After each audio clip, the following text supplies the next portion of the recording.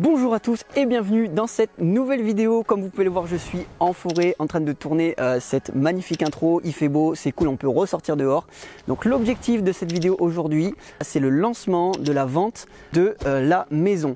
Dans la vidéo d'aujourd'hui, celle-ci, je vais vous montrer tous les papiers liés à la vente de la maison. Qu'est-ce qu'il faut préparer pour être carré et propre pour la vente.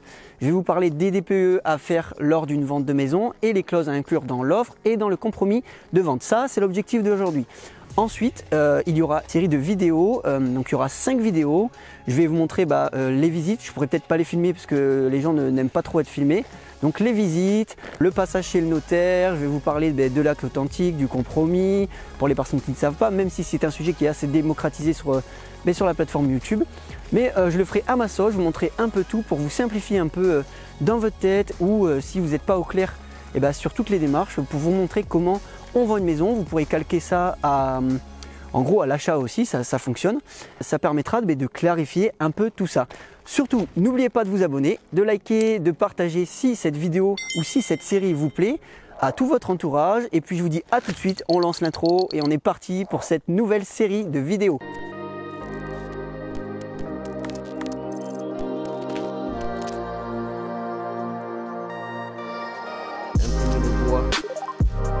Ensuite, l'un des principaux avantages de la construction,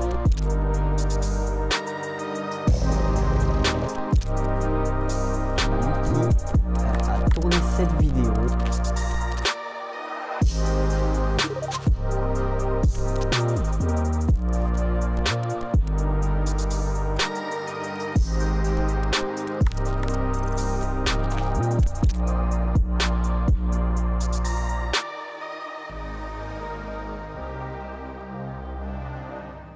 De retour à la maison, au studio, avec le petit feu de cheminée derrière moi pour vous parler des papiers qu'il faudra réunir pour ce projet de vente. Vous pourrez aussi le calquer pour un achat, c'est quasiment les mêmes papiers.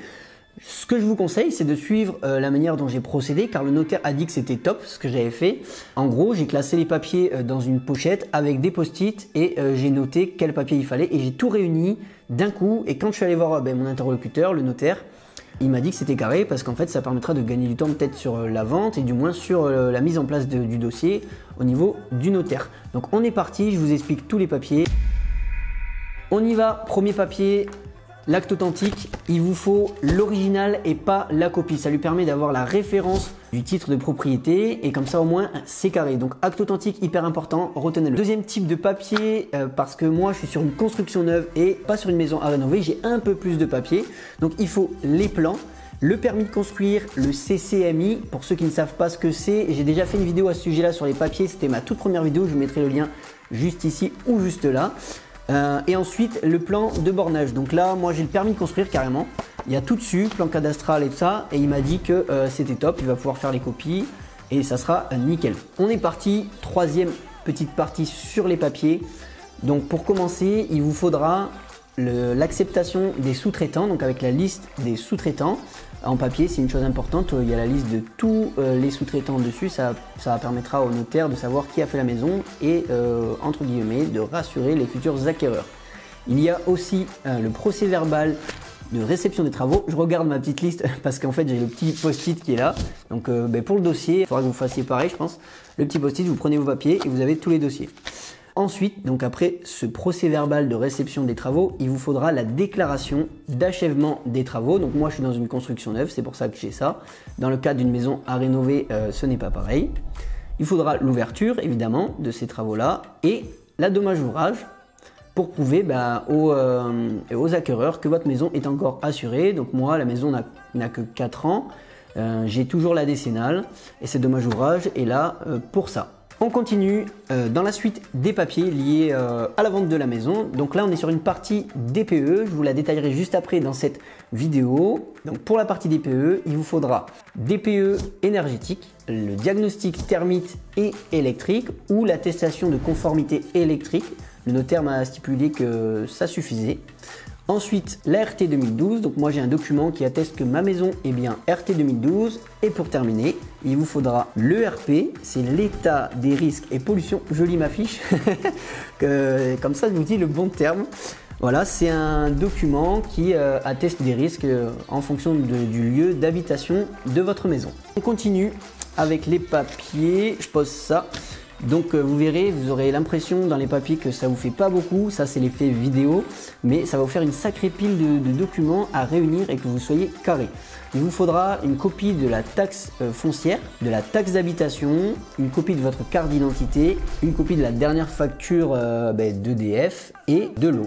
En fait, ça permettra de compléter ça votre dossier et je pense au notaire de définir le montant de la taxe foncière. Et je crois, si je dis pas de bêtises, que les futurs acquéreurs, si vous êtes en milieu d'année, devront rembourser une partie de la taxe foncière ou inversement. Voilà, mais ça, vous verrez avec votre notaire, il vous expliquera tout ça plus en détail.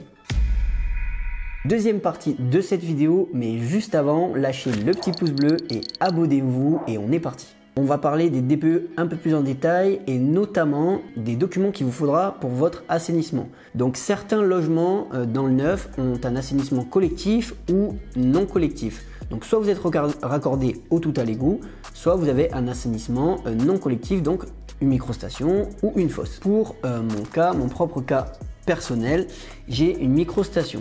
Pour la microstation, alors moi j'ai un cas très particulier, j'ai une microstation sous convention. Ça veut dire que je paye le même prix qu'au tout à l'égout, mais en revanche, l'entretien et les tests de conformité de ma microstation sont réalisés chaque année, donc j'ai plus à m'en soucier. Et ça m'a permis d'avoir un rabais sur le coût de l'achat de ma microstation, mais j'ai un contrat avec le SIAPA et la fosse, enfin la microstation appartient au SIAPA. Alors les documents pour la microstation, ça sera une attestation de conformité de moins de 6 mois. Donc je l'ai car le SIAPA a fait un contrôle pour moi en décembre. Ça c'est super. Et pour vous, ça sera pour une fosse ou le tout à l'égout, le rapport de bon fonctionnement, de bon état des lieux en gros de votre assainissement. On continue avec le détail des diagnostics. Nous sommes sur le DPE, donc le diagnostic de performance énergétique, il doit avoir une validité de moins de 10 ans. Donc je ne sais pas si je l'ai dit, mais un diagnostic énergétique sur les maisons neuves est déjà valable 10 ans. Donc en fait, moi j'ai pas besoin de refaire ce diagnostic. Il faudra aussi, donc le diagnostic thermite, sa validité doit être de moins de 6 mois. Moi je pensais que j'étais bon et que je ne devais pas le refaire. Mais en fait si, je me suis induit en erreur parce que j'ai la charpente qui est traitée pour 10 ans et je pensais que, notamment contre les termites et tous ces parasites, mais en fait non, c'est juste un traitement de charpente, c'est pas un diagnostic. Donc ça, j'ai à le refaire. Donc si vous êtes dans le même cas que moi, vous aurez à refaire le diagnostic termite. Après les termites, il vous faudra le diagnostic électrique. Donc dans mon cas, j'ai une attestation de conformité électrique qui suffit pour la vente. Par contre, pour les maisons à rénover, si vous avez une maison à rénover ou une maison ancienne, il faudra que vous fournissiez, le petit terme un peu compliqué, fournissiez le diagnostic électrique. Pour les maisons antérieures à 1997, il vous faudra aussi fournir le diagnostic contre le plomb et le diagnostic contre l'amiante. Comme ça, vous serez sûr que votre maison est saine et les acquéreurs seront sûrs que votre maison est clean quoi. Troisième et dernière partie de la vidéo, je vais vous parler de l'offre, du compromis de vente et des clauses à inclure et des conseils que je peux vous donner. On commence avec les différents modes, différentes manières de vendre votre maison. Alors soit vous êtes un particulier comme moi et vous souhaitez vendre votre maison tout seul et vous vous débrouillerez, vous la mettrez sur les sites, vous créerez l'offre d'achat et vous ferez les visites. Soit vous passez par une agence, donc les agences rédigent aussi les compromis qui peuvent être relus par le notaire derrière. Et vous avez aussi la troisième option, passer par un mandataire qui lui vous créera l'offre et vous fera les visites, il vous gérera cette partie-là, contrairement à moi, pardon.